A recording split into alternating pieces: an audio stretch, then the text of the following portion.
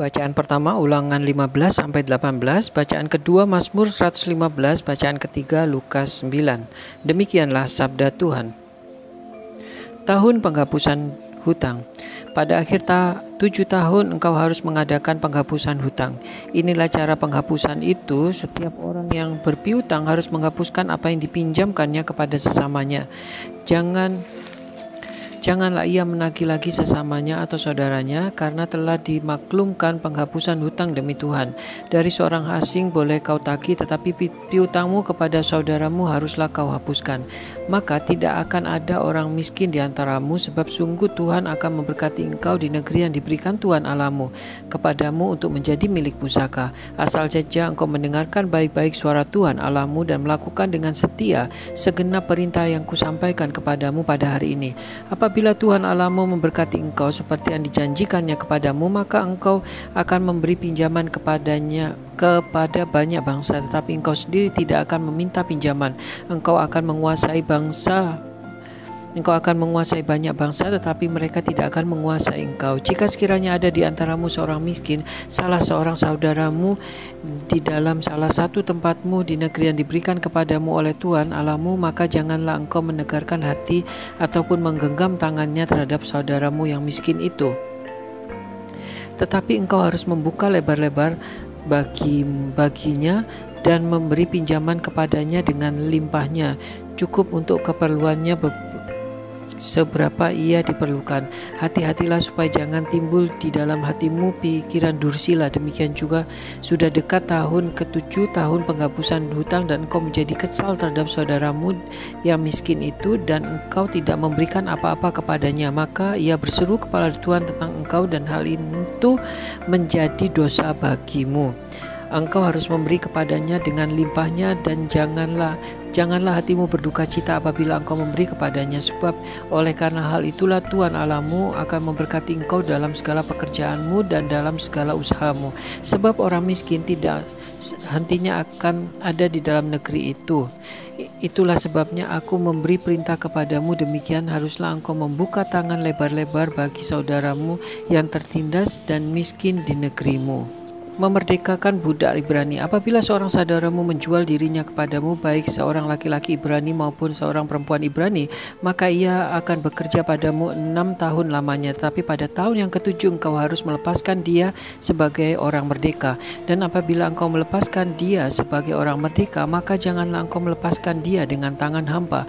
Engkau harus dengan limpahnya memberi bekal kepadanya dari kambing dombamu dan dari tempat pengirikanmu dan dari tempat pemerasanmu, sesuai dengan berkat yang diberikan kepadamu oleh Tuhan Allahmu haruslah kau berikan kepadanya. Haruslah kau ingat bahwa engkau pun dahulu budak di tanah Mesir, dan engkau ditebus Tuhan Allahmu. Itulah sebabnya aku memberi perintah itu kepadamu pada hari ini. Tetapi apabila kita berkata kepadamu, aku tidak mau keluar meninggalkan engkau, karena ia mengasihi engkau dan keluargamu, sebab baik keadaanmu padamu, maka engkau harus mengambil sebuah penusuk dan penindik telinganya pada pintu, sehingga ia menjadi budakmu untuk selama-lamanya. Demikian juga kau perbuat kepada budakmu perempuan. Janganlah merasa susah apabila engkau melepaskan dia sebagai orang merdeka, sebab 6 tahun lamanya ia telah bekerja padamu dengan jasa 2 kali upah seorang pekerja harian. Maka Tuhan Allahmu akan memberkati engkau dalam segala sesuatu yang kau kerjakan. Anak sulung ternak. Segala anak sulung ternak jantan yang lahir di antara lembu sapimu dan kambing dombamu haruslah kau kuduskan bagi Tuhan Allahmu. Janganlah engkau memakai anak sulung lembumu, dan janganlah engkau menggunting bulu anak sulung dombamu. Di hadapan Tuhan Allahmu engkau harus memakan dagingnya tahun demi tahun di tempat yang dipilih Tuhan engkau ini dan seisi rumahmu. Tetapi apabila ada cacatnya, jika timpang atau buta, bahkan cacat apapun yang buruk, maka janganlah engkau menyembelihnya bagi Tuhan Allahmu.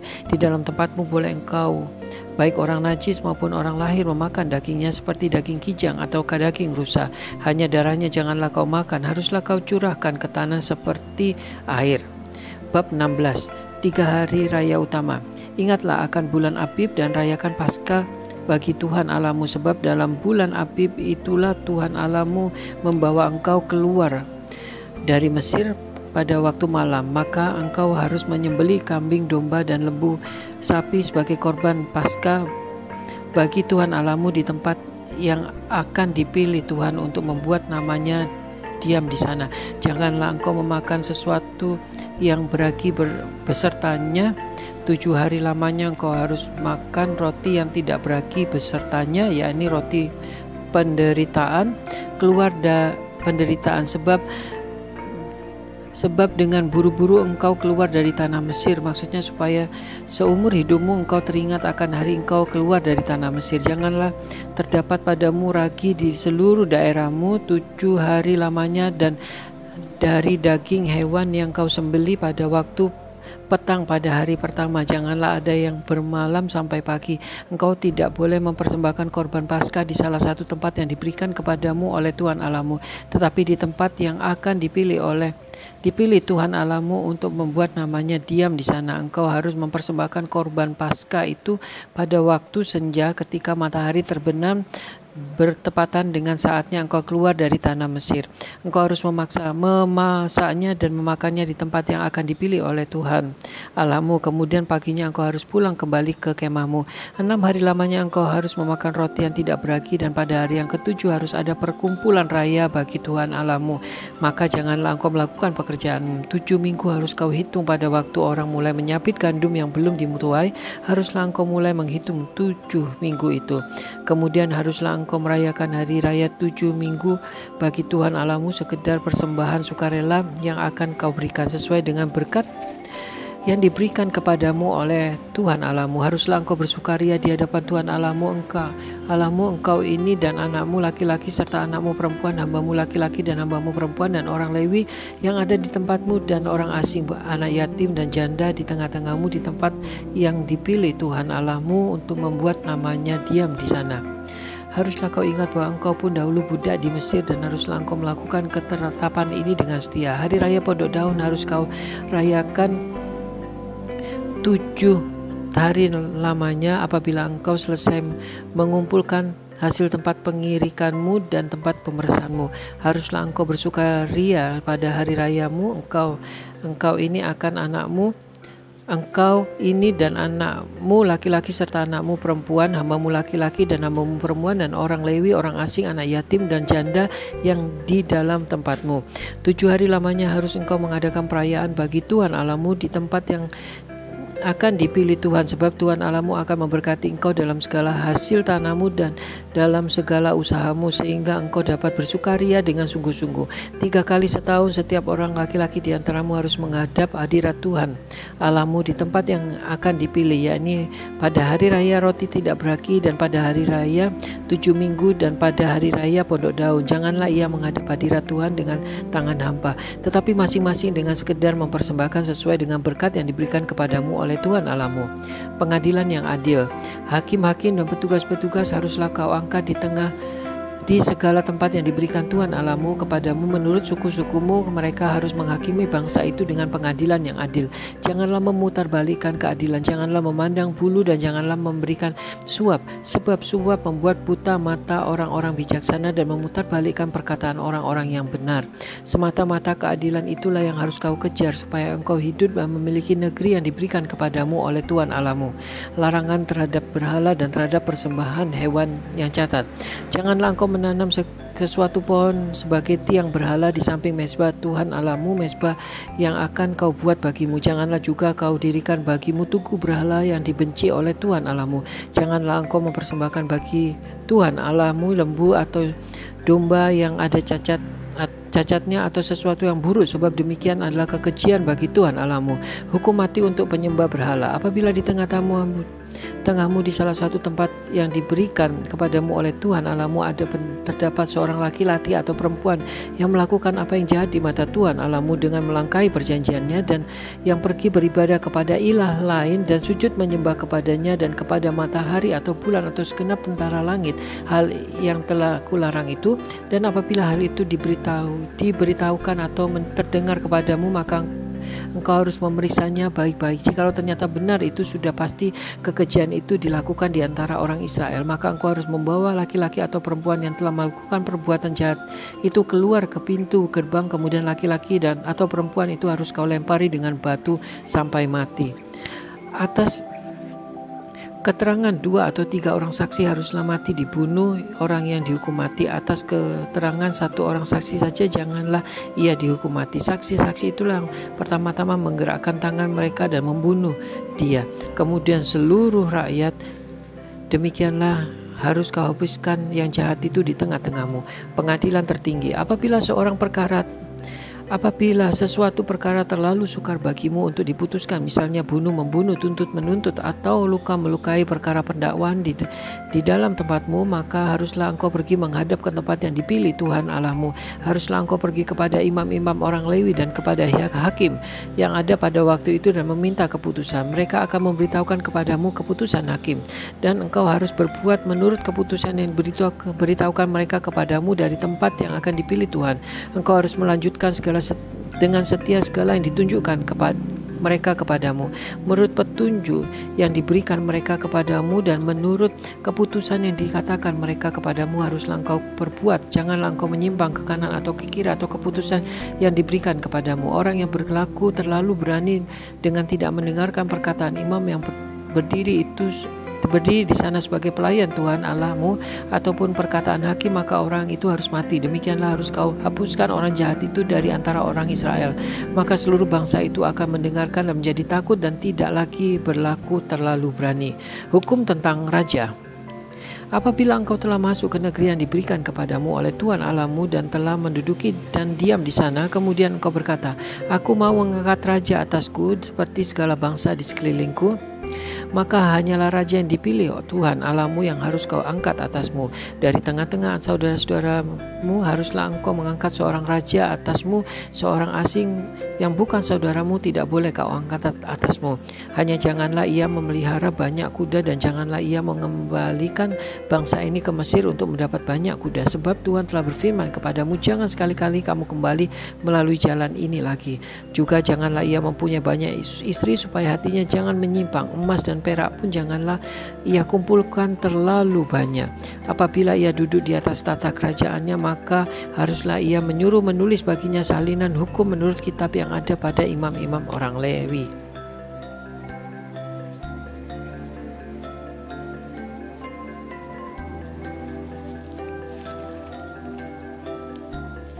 Itulah yang harus disampingkan.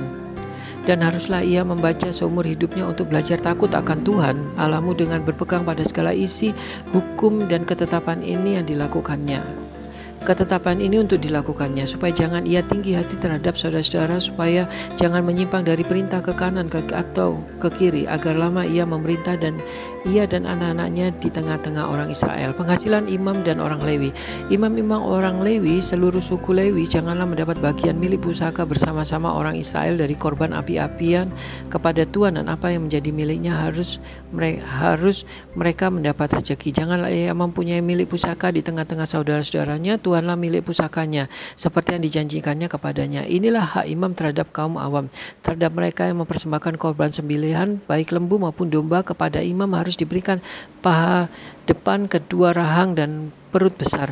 Apa hasil pertama dari gandummu dan anggurmu dan minyakmu dan gulu guntingan pertama dari domba-dombamu harus kau berikan kepadanya, sebab dialah yang dipilih oleh Tuhan Allahmu dari segala sukumu, supaya ia senantiasa melayani Tuhan dan menyelenggarakan kebaktian demi namanya, dan ia dan anak-anaknya. Apabila seorang Lewi datang dari tempat manapun di Israel di mana ia tinggal sebagai pendatang, dan dengan sepenuh hati masuk ke tempat yang akan dipilih Tuhan dan menyelenggarakan kebaktian demi nama Tuhan Allahnya, sama seperti semua saudaranya orang Lewi yang melayani Tuhan di sana, maka haruslah mereka mendapat rezeki yang sama dengan tidak menghitung apa yang diperoleh dengan menjual harta nenek moyangnya, bertenung dan bernubuat. Apabila engkau sudah masuk di negeri yang diberikan kepadamu oleh Tuhan Allahmu, maka janganlah engkau belajar berlaku sesuai dengan kekejian dilakukan bangsa-bangsa itu. Di antaramu jangan didapati seorang pun yang mempersembahkan anaknya laki-laki atau anaknya perempuan sebagai korban dalam api, ataupun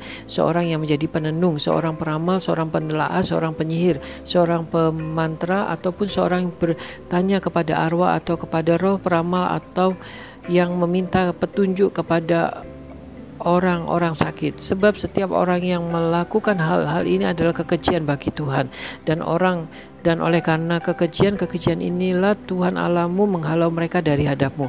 Haruslah engkau hidup dengan tidak tercela di hadapan Tuhan Allahmu, sebab bangsa-bangsa yang daerahnya akan kau duduki ini mendengarkan segala peramal atau tenung, tetapi engkau ini tidak diizinkan Tuhan Allahmu melakukan yang demikian. Seorang nabi dari tengah-tengahmu, dari antara saudara-saudaramu, sama seperti aku, akan dibangkitkan bagimu oleh Tuhan Allahmu. Dialah yang harus kamu dengarkan, tepat seperti yang kamu minta dahulu kepada Tuhan Allahmu di Gunung Horeb pada hari perkumpulan dengan berkata, tidak mau aku mendengar dari suara Tuhan Allahmu, dan api besar ini tidak mau aku melihatnya lagi, supaya jangan aku mati. Lalu berkatalah Tuhan kepadaku, apa yang dikatakan mereka itu baik. Seorang nabi akan kubangkitkan bagi mereka dari antara saudara mereka seperti engkau ini. Aku akan menaruh firmanku dalam mulutnya, dan ia akan mengatakan kepada mereka segala yang kuperintahkan kepadanya. Orang yang tidak mendengarkan segala perintahku yang akan diucapkan nabi demi namaku, daripadanya akan kutuntut pertanggungjawaban. Tetapi seorang nabi yang terlalu berani untuk mengucapkan demi namaku perkataan yang tidak kuperintahkan untuk dikatakan olehnya, atau berkata demi nama ilah lain, nabi itu harus mati. Jika sekiranya kamu berkata demikian hatimu, bagaimanakah kami mengetahui perkataan yang tidak difirmankan Tuhan? Apabila seorang nabi berkata demi nama Tuhan dan perkataannya itu tidak terjadi dan tidak sampai, maka itulah perkataan yang tidak difirmankan Tuhan. Dengan terlalu berani nabi itu telah mengatakan, maka janganlah gentar kepadanya.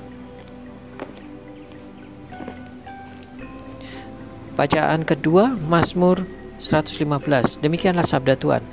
Kemuliaan hanya bagi Allah, bukan kepada kami ya Tuhan, bukan kepada kami, tetapi kepada namamu lah beri kemuliaan oleh karena kasih-Mu, oleh karena kesetiaanmu. Mengapa bangsa-bangsa akan berkata, di mana Allah mereka? Allah kita di sorga, ia melakukan apa yang dikehendakinya. Berhala-hala mereka adalah perak dan emas, buatan tangan manusia.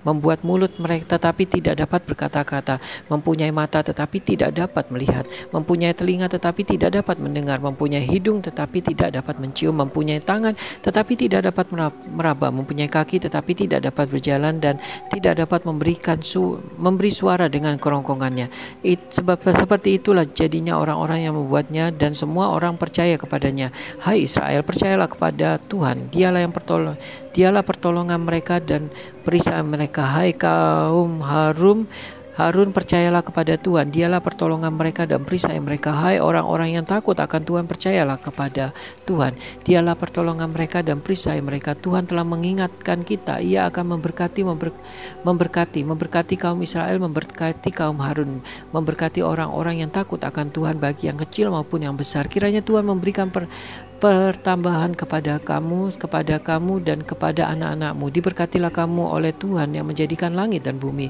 Langit itu langit kepunyaan Tuhan, dan bumi itu telah diberikannya kepada anak-anak manusia. Bukan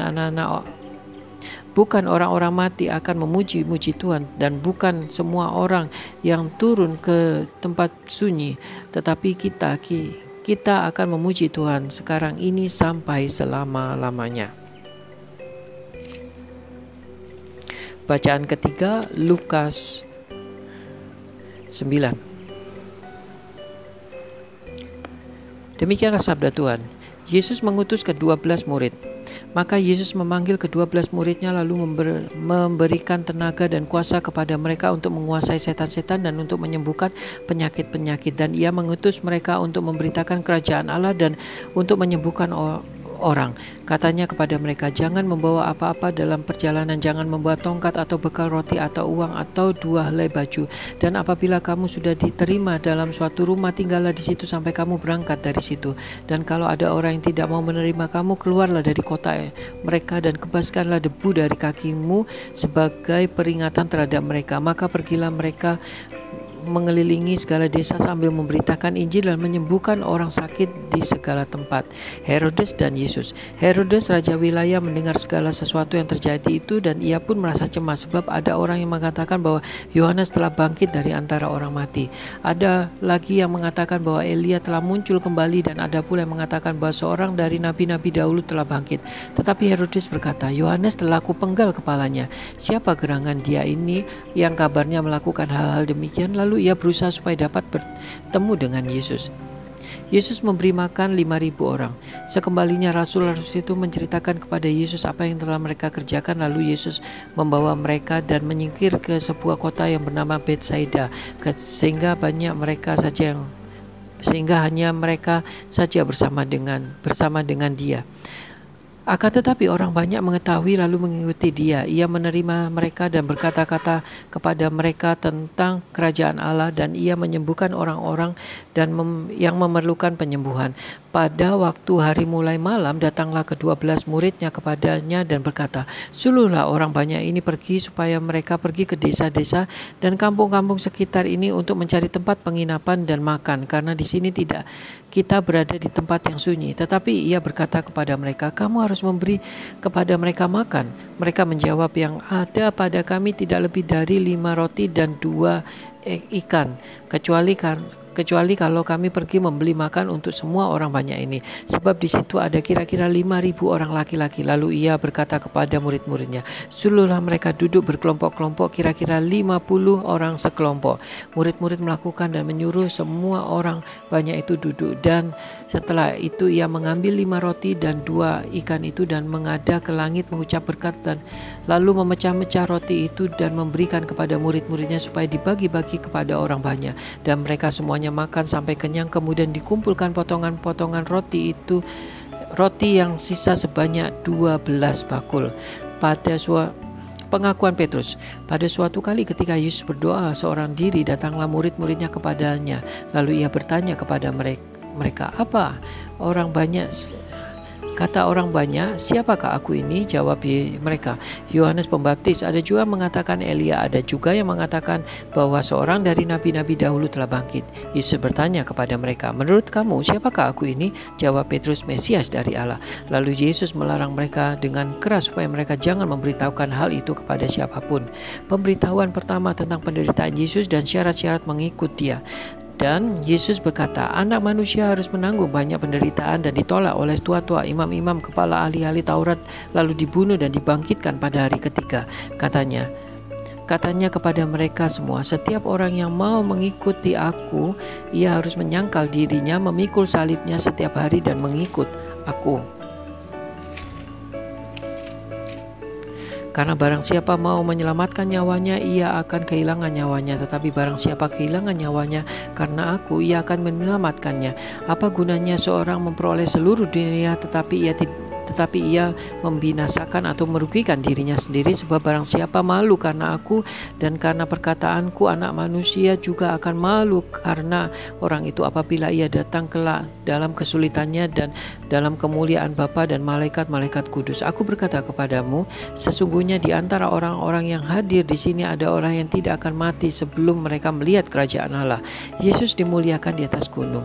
Kira-kira 8 hari sesudah segala pengajaran itu, Yesus membawa Petrus, Yohanes dan Yakobus lalu naik di atas gunung untuk berdoa. Ketika ia sedang berdoa, rupa wajahnya berubah, bagai pakaiannya menjadi putih berkilau-kilauan, dan tampak 2 orang berbicara kepada dia, yaitu Musa dan Elia.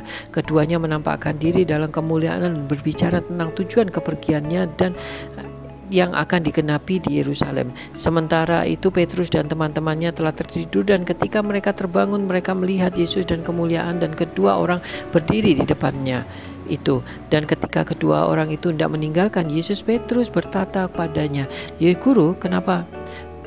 Guru, betapa bahagianya kami berada di tempat ini. Baiklah, kami dirikan sekarang 3 kemah, satu untuk engkau, satu untuk Musa, dan satu untuk Elia." Tetapi Petrus tidak tahu apa yang dikatakannya. Sementara ia berkata demikian, datanglah awan menaungi mereka, dan ketika mereka masuk ke dalam awan itu, takutlah mereka. Maka terdengarlah suara dari awan itu dan berkata, "Inilah anakku yang kupilih, dengarkanlah dia." Ketika suara itu terdengar, nampaklah Yesus tinggal seorang diri, dan murid-murid itu merahasiakan dan pada masa itu mereka tidak menceritakan kepada siapapun apa yang telah mereka lihat itu. Yesus mengusir roh dari seorang anak sakit. Pada keesokan harinya ketika mereka turun dari gunung itu, datanglah seorang banyak berbondong-bondong menemui Yesus. Seorang dari orang banyak itu berseru kepadanya, "Guru, aku memohon supaya engkau menengok anakku, sebab ia adalah satu-satunya anakku. Sewaktu-waktu ia diserang roh, lalu mendadak ia berteriak, dan roh itu mengguncang-guncangkannya sehingga mulutnya berbusa. Roh itu terus saja menyiksa dan hampir-hampir tidak mau meninggalkannya. Dan aku telah meminta kepada murid-muridmu supaya mereka mengusir roh itu, tetapi mereka tidak dapat." Maka kata Yesus, "Hai kamu angkatan yang tidak percaya dan yang sesat,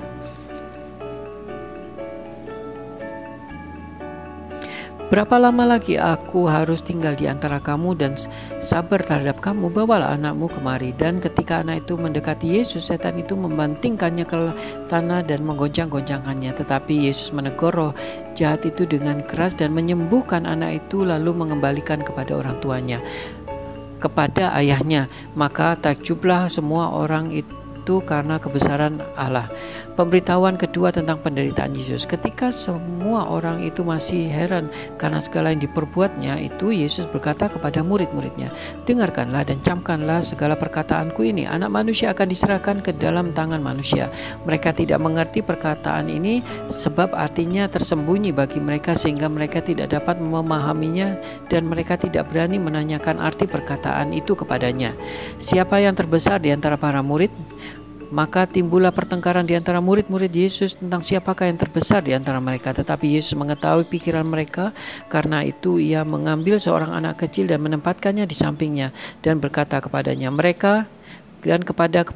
berkata kepada mereka, "Barang siapa menyambut anak ini di dalam namaku, ia menyambut aku, dan barang siapa menyambut aku, ia menyambut dia dan mengutus aku. Karena yang terkecil di antara kamu sekalian dialah yang terbesar." Seorang yang bukan murid Yesus mengusir setan. Yohanes berkata, "Guru, kami melihat seorang mengusir setan demi namamu, lalu kami cegah orang itu karena ia bukan pengikut kita." Yesus berkata kepadanya, "Janganlah kamu cegah, sebab barang siapa yang tidak melawan kamu, ia ada di pihak kamu." Yesus dan orang Samaria. Ketika hampir segenap waktunya Yesus diangkat ke sorga, ia mengarahkan pandangannya untuk pergi ke Yerusalem, dan ia mengirim beberapa utusan mengetahui dia. Mereka itu pergi lalu masuk ke suatu desa orang Samaria dan mempersiapkan segala sesuatu baginya. Tetapi orang-orang Samaria itu tidak mau menerima dia karena perjalanannya menuju Yerusalem. Ketika dua muridnya yaitu Yakobus dan Yohanes melihat hal itu, mereka berkata, "Tuhan, apakah engkau mau supaya kami menyuruh api turun dari langit dan membinasakan mereka?" Akan tetapi ia berpaling dan menegur mereka, lalu mereka pergi ke desa lain. Hal mengikuti Yesus. Ketika Yesus dan murid-muridnya melanjutkan perjalanan mereka, berkatalah seorang di tengah-tengah Yesus, di tengah jalan kepada Yesus, "Aku mengikut engkau kemana saja engkau pergi." Yesus berkata kepadanya, "Serigala mempunyai liang dan burung mempunyai sarang, tetapi anak manusia tidak mempunyai tempat untuk meletakkan kepalanya." Lalu ia berkata kepada orang lain, "Ikutlah aku." Tetapi orang itu berkata, "Izinkan aku pergi dulu menguburkan bapakku." Tetapi Yesus berkata kepadanya, "Biarlah orang mati menguburkan orang mati, tetapi engkau pergilah dan beritakanlah kerajaan Allah di mana-mana." Dan orang lain lagi berkata, "Aku akan mengikuti engkau Tuhan, tetapi izinkan aku pamitan dahulu dengan keluargaku." Tetapi Yesus berkata, "Setiap orang yang siap membaca tetapi menoleh ke belakang tidak layak untuk kerajaan Allah." Demikianlah sabda Tuhan, berkah dalam